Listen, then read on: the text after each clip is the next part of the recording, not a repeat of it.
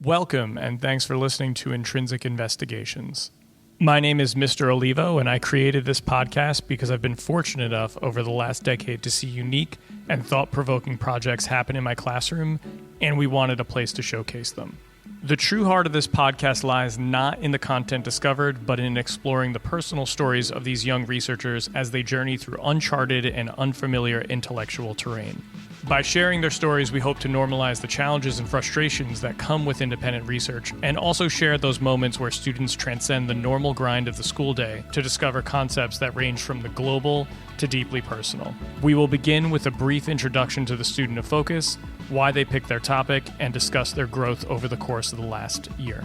It should be mentioned that the opinions expressed in this podcast in no way reflect the opinions of our school district, Bergen County Technical Schools and Special Services, or our school itself, Bergen County Technical High School, Teterboro, or the College Board. The work detailed in this podcast was most likely completed in AP Capstone, but this podcast is in no way affiliated with the College Board. We are going to discuss a topic that no one has ever brought up in AP research before. Ever. And that topic is acne.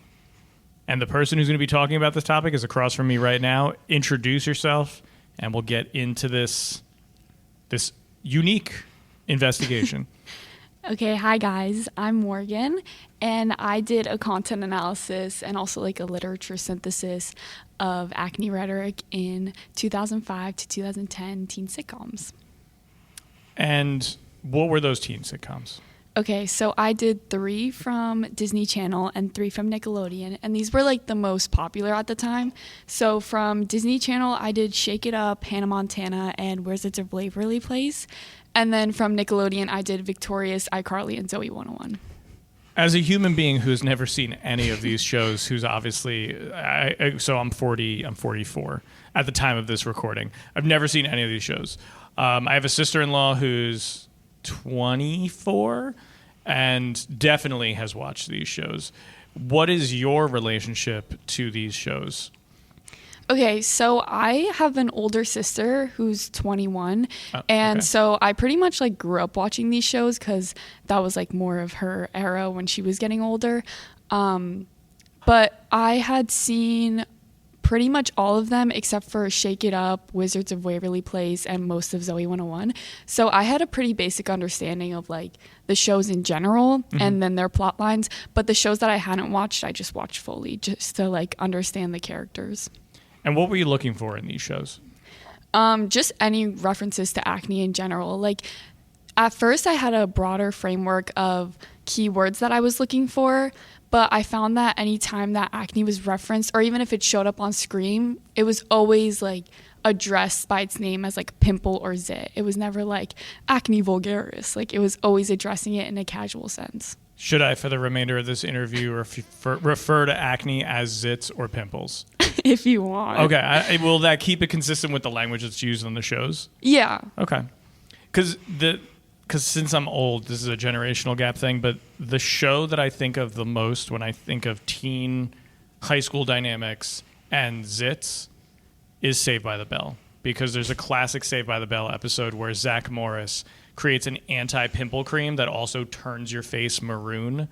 But there is a character on the show that what is his name? It's like Crater Face Charlie or something. It's like there's just like a terrible name for this character, and like Zach Morris's anti-zit cream works so well that it fixes his face, for lack of a better term, and all of a sudden like he's normal now. And I'm doing air quotes so no one can see that, and I'm on a podcast, so it's bad practice. I won't use it again.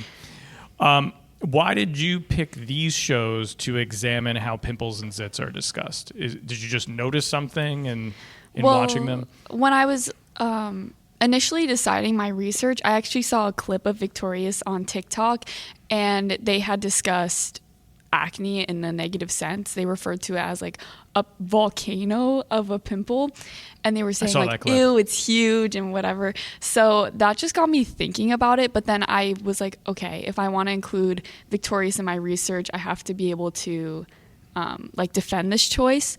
So what I did was I looked up the most popular from that age range to target a specific generation, and then it just happened to be one of them. What would you say to people who maybe perceive this examination of this topic as frivolous? Like why is it worth anyone's time to examine how zits and pimples are discussed on these, I guess, teen comedies, dramedies? Are they dramedies or are they straight comedies? They're like sitcoms. They're sitcoms. These teen sitcoms. Like what? Yeah. Like why? If someone were to respond to you like that, you just spent a year examining this. What would you say to them? Well, I would say that like the impact of media is so intense, and acne is something that 85% of people struggle with, and it's so normalized as a part of like, well, it's not normalized, but it is a normal thing that happens in puberty, which should be normalized among all teenagers and adults. However, it's brought up in such a negative context and like portrayal that a lot of people get stigmatized and just like have a lower self-esteem and mental health impacts because of acne. And examining these shows does what? What does that do in this problem of this? It's almost a contradiction. It's like it's widespread but not normalized. Like it's widespread but stigmatized at the same time. I think like addressing these shows, especially because a lot of like really little kids watch it to like teenagers, it kind of addresses where that like negative perception of acne starts. Okay. What does the literature out there say about this problem in terms of media representation and zits and pimples? There's not a lot of literature out there in television specifically, but there is a lot about social media and like cartoons in that sense, where it's saying like, oh, sometimes on social media people will portray it as something normalized but still negative. And then a lot of the scholarly work that I was looking at showed how teenagers perceive it, and a lot of teenagers perceived it as like dirty and less organized. Like one study on one hand showed a picture of a girl with like clear skin, and then the same picture was the same girl, they just edited in acne, and then on the left side people were like, she looks nice and athletic and all this, and it's just a picture of her face, and then on the other side it's like she looks unorganized, like a nerd, and like dirty. So it really does, like, just acne itself can give you perceptions about someone's character. You raise an interesting point, because it is just a face, but aren't we mostly to other people we're a face? Yeah, exactly. So like acne, although it might not seem like it, it really does give people like a perception or an overall basis of what they think their personality is going to be. What is that term? Physiognomy? Like someone's physical appearance is a reflection of their interior character. Yeah. So it's like if you have zits, I think you said dirty and disorganized or unorganized. Yeah. Like I'm not able to keep my desk clean or something because I have pimples. Yeah, like there's that idea like don't judge a book by its cover, but in this sense it can almost be subconscious because the negative portrayal of it has been so like reoccurring. Yeah, and in this case the cover is just, it's our face. Yeah. It's this thing right here that no one can see that I'm doing with my hands. I know in the beginning of the year you kind of bounced around from topic to topic. Why did you settle on this? And like, what about it grabbed your attention and sustained it for the remainder of the year? Well, I think at first my topic was just so complex and layered in a sense where I didn't really know what to do with it. Like I was trying my best, but there was just such a lack of research, which I was looking for an area that, you know, I could give meaningful research to that hadn't really been done, but that one was just like too niche.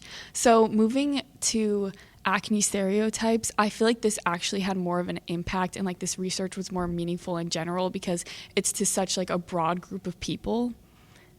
So I think deciding to stay with this topic, it was overall just more researchable, but it had a better, broader impact, I think. Okay, so easier to research and broader applicability. It was way less niche, as the kids say, in terms of what you addressed earlier in the year, and that makes sense. So since there wasn't a ton of literature about television shows specifically, did you approach this almost deductively, where you were letting the sources give you these like you were kind of dealing with more like theoretical aspects of how media frames particular phenomenon, in this case, pimples and zits, and then use that as the way of analyzing these shows? Yeah, I think part of what makes research so hard is like the uncertainty of it. So I fully just grounded everything I did in the research I was reading, like, because my last like topic really traumatized me in the sense that I was like, there's no research out here. Like, I was kind of like grabbing at straws in a sense, where I was just trying to apply it. Yeah. But this one, I was just really like, because I had to fully establish a different coding framework. Like, I adapted it from one about body dissatisfaction, but the acne, like the rhetoric part of it and the humor mechanisms are fully different from body to acne. So I just had to use like existing literature to code these frameworks. All right. So let's get into what you found out then. Okay. While watching these shows, if you had to summarize the patterns and the themes that you were noticing, how would you describe it? Okay, so more than not, acne was stigmatized, but it was pretty much like 52-48. But even when acne was not stigmatized, it was like a reoccurring pattern of negative portrayal. And it was always... Hold on, can I stop you for a second? Yeah. So the 52-48 is if the acne was in the show, 52% of the time, it, let's say, was stigmatized, and 48% of the time it was not stigmatized. Yeah. Okay, sorry. Okay. Yeah. So even when it wasn't stigmatized, it was still used as comedy because all of the acne rhetoric that I looked at always had a laugh track after it. So it indicated to the audience that it is funny and should be laughed at. But something that I wasn't expecting to find in my research was the gender imbalance. Whereas like a lot of the existing literature that I was looking at, they found that females were more often like impacted by the mental health aspects of it. But then also in my shows, I found that the female characters, the acne rhetoric was more directed at that. But a limitation to this in my study was that all 6 shows had female lead characters. But even in comparing male acne rhetoric versus female acne rhetoric, it was always more stigmatized towards the females, which I think could be why there is such, or a contributing factor to the mental health impact gap between females and males. These shows are how old at this point? It's 2026 now. Like 10 to 15 years. Okay. Or 15 to 20. Okay. And the world has changed pretty significantly in the 15 to 20 years. From what you saw in those shows versus how media is consumed at this point, you mentioned earlier in the interview that really the inspiration from this was a TikTok post of a television show that got you to this point. Did doing this study open your eyes to patterns that are existing in more of this, obviously like the content's much smaller, much faster. Are there things you're noticing on social media now that reflect the stigma that you are seeing in these TV shows? Definitely. A lot of the humor that I was seeing brought up in the shows was disgust-based. So they would say like, ew, that's so gross, all this. So I'm definitely seeing in social media, people use like attention grabbers just to get their audience to stay longer. And they will be showing like a pimple popping or like... I was just going to ask that. I was like, like, yo, watch me pop this zit. Yeah, and it's all like just to get people grossed out but entertained. Or they'll even address acne like, do you want to get this disgusting pimple off your face? And it seems weird. It seems made up. But these are genuinely things that I see on like my feed just because also I've been talking about acne rhetoric. So I'm sure that's a factor of it. But yeah, I've definitely seen a lot of like acne humor even in social media, which social media is often thought of a place where people like share real parts of their life, but still people are still acting as if it's so abnormal. Yeah, I'm sure the number that 85%, do you know what date that was from? You're saying 85%? I believe it was 2024 or okay, 2025. Yeah, so that's fairly recent. Yeah, that's a recent number, and it's manifesting there. In terms of that male-female gender dynamic, do you see that happening on social media as well, or is it more evenly split, I guess, just because I hate to use the term the cast of characters because these are just real people at this point and not characters from a show, but the cast of characters has probably a more equal gender divide, or do you notice the gender skew? I would say on my TikTok or Instagram feed, I get a lot of like male dermatologists talking about acne, but in the sense where it's like discussing acne treatments or like just acne in general, I definitely see more female, but that could just be because my social media knows that I am a female. Yeah. But I've definitely seen more of it coming from female creators. Yeah, it is definitely more targeted than Hannah Montana. Also, you had to, in a way, if you wanted to watch Hannah Montana, you had to turn the TV on and seek it out and play it, whereas with TikTok, it's more coming for you. Mm-hmm. You're not seeking it out. Like, I wouldn't just search up, like, acne rhetoric into my social media search bar. Well, now because you dedicated 6 months to it, you probably get a lot more of it in your feed than you definitely did. All right. Of the shows, are there any memorable episodes where you were like, whoa, like this is unfortunately meeting the worst of expectations I had? There's definitely 3 that come to mind. There's one specifically from Wizards of Waverly Place where I'd never seen the show before, but it was Are they actual wizards? Yeah. Oh, okay. All right. They're like high schoolers who are also wizards. Okay. So yeah. All right. And there's one character played by Selena Gomez. I forget her name. Or no, it's her brother in the show. And he's about to go to a school dance and he gets a pimple on his face. And then they try to perform a spell to get rid of it. And instead it makes the pimple speak. So, like, all throughout the day, it's like, don't pop me. And, like, he doesn't want to go to his school dance because he doesn't want the girl to see a pimple. And it was just, like, weird. And then Does the pimple have a physical mouth? Yes. And, like, a face. But even before it, like, starts talking, his family's like, oh, what's that mountain on your face? You cannot show up to the dance like that. Or even, like, there was one with Hannah Montana. And you know, she's a pop star, so she gets like a brand deal for this acne cream. Okay. And they make a billboard of her, and for the ad, they like edit on a pimple on her face, and it's like world ending. She's like, I cannot be seen with that gross thing on my face, given that she's like a public figure. So it becomes like a really big source of embarrassment for her. And Hannah Montana, I mean, she's still with us now as, Miley Cyrus. Wow. Sorry, I was able to find the name of the Saved by the Bell. Me and we both go down. What's that? What? I was able to find the name of the Saved by the Bell Zit episode that I was thinking of. It is season 1, episode 8, and it was titled. It's known as the Zit episode or Cream for a Day, where they create a powerful acne cream.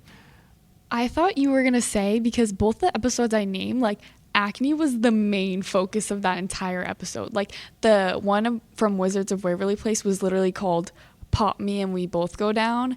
And then the Hannah Montana one was called You're So Vain, You Probably Think This Zit Is About You. I can see now that I'm looking on my computer, I can see the zit right off the left eye. That is a face that is speaking. Yeah, pop me and we both go. Well, and wait, pop me and we both go down. And what was the other one? You're so vain, you probably think this zit is about you. Wow. Okay, so that's like a Carly Simon reference along with that. And and actually all 3 of those. And then right there you have a show from like the early 90s, 2000s. Like all of the titles are puns about just the zit, because that is the focus of the episode. And as you brought up in the beginning, it's like teens are more susceptible to them just because of hormonal fluctuations that occur with puberty. On some level, do you think the directors of the show are trying to make something that's relatable in that sense? I think so. Like, I think so. Like, what? That's why, like, it's so weird because this is, like, scripted media. So you don't know, like, what the director's intentions are. But it's also, like, the characters aren't just saying this. Like, they were told to say it. So it's, like, there's a weird layer to that. Like, are they trying to make fun of it? Or are they trying to make it more normalized? And it's just not working. What would zit positivity look like on a TV show? I think like instead of the end goal being to just get rid of it, but like accepting it as like a normal part of just growing up, or even if it was just there and it wasn't made such a big deal of. Yeah, I hear you. But it's, to me, I feel like there's this problem of you have a television show where you have these actors and actresses that need to be portrayed in a, and this has nothing to do with their acting ability, but obviously like they need to almost look like perfect human beings. Yeah. So I guess it would be like on a show, like a character has a zit and no one says anything. Yeah. Like literally there's this one episode of Victorious where the main character Tori has a pimple and her friend Robbie makes a whole like headline out of it on the school website, and it's like Tori Vega's pimple shrinking or growing. I feel like that would constitute harassment, intimidation, bullying at this point. What? That's okay. And just again, the language isn't getting better. No, I mean I'm looking at a period from 15 or 20 years ago, but like that's still fairly recent. Like they're still showing a lot of these shows, I believe, on like Nickelodeon or Disney Channel.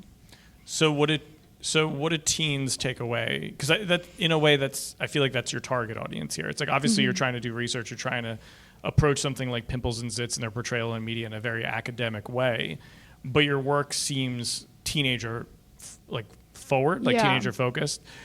What should teens take away as they consume media on a regular basis that includes portrayals of acne? Well, I think it's inevitable for teens to consume this type of media, so I wouldn't say like to stay away from it, but I think just to acknowledge like the way that things are perceived, like being more aware that this is happening, I think helps combat the stigma or the negative portrayal from it. Like being able to identify like, oh, they're talking about something that's so normal in such a negative way, but it's also like they are trying to make a joke out of it. So I wouldn't say like don't watch these shows because it can be just like 1 or 2 episodes per season, but I think not even just for acne, but whatever they make fun of, it's important to note like that it's not so abnormal, even though the character is portrayed as such.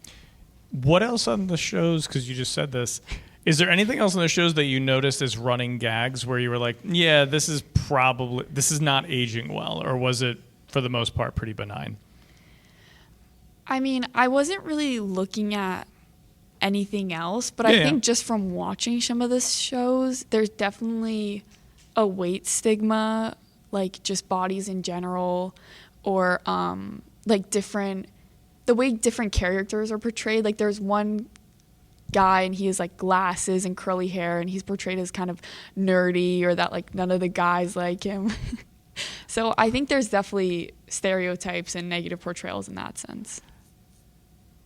I just want to make sure I'm getting this straight. So we're dealing with shows that are targeted towards teens, and your focus is on zits and pimples, which is obviously a physical manifestation that has impacts on one's appearance. And then the other thing you noticed, if anything, was that there were frequent jokes made about the physical appearances of characters. Yes. At a time when teenagers are probably most concerned about their physical appearance. So these two things that are probably sources of insecurity, acne and just physical, well, I should just, let's just say one thing, because it sounds like what you're talking about is physical appearance in general. Yeah. That is the butt of the joke typically most of the time. Like 90%, I'd say. Oh, and with that, the bell rang. I don't know if everyone heard that, but if you could leave the room quietly. Sorry, this episode's run into overtime because of some early difficulties. All right, so then how do you respond to that? Because you noticed, even if it wasn't like the thing you were looking for, you noticed it. This is hard because also even in social media, there are like perception-based jokes or like portrayal, I guess. But I think it's inevitable if you're consuming media as constantly as people are now, I think it's inevitable to internalize some of it. But I think like in combating this, it's also just important to understand that they're making jokes about it because it's such a universal experience. Okay. At the end of the day, shows and people online are going to make jokes that appeal to a broader audience. It's a great point. You got anything else you want to say to future researchers of America? Probably that I just want to see if this is still a thing, because I think in current television, especially for kids shows, they're more aware of like the language that they use, and they're always trying to be more progressive and normalizing different things for kids, like bullying. So I just want to know if like acne is still being brought up, because I feel like a lot of people would assume that I wouldn't find many instances of acne, because I wasn't even sure myself when I began this. So I just want to know if it's like still a thing. People making jokes and even discussing acne in kids television. So your words to the researchers out there in the world, in America or otherwise, they could be anywhere, is if you were to examine current television shows made over, let's say, the last 2 to 3 years, is there an improvement from the decade before what you were looking at? Yeah, or even just like discussion in general. Yeah. Yeah. Cool. All right, anything else you want to add? Because we are OT and I have another class coming in. Just that acne is normal. There you go. All right. Thank you, Morgan. Thank you.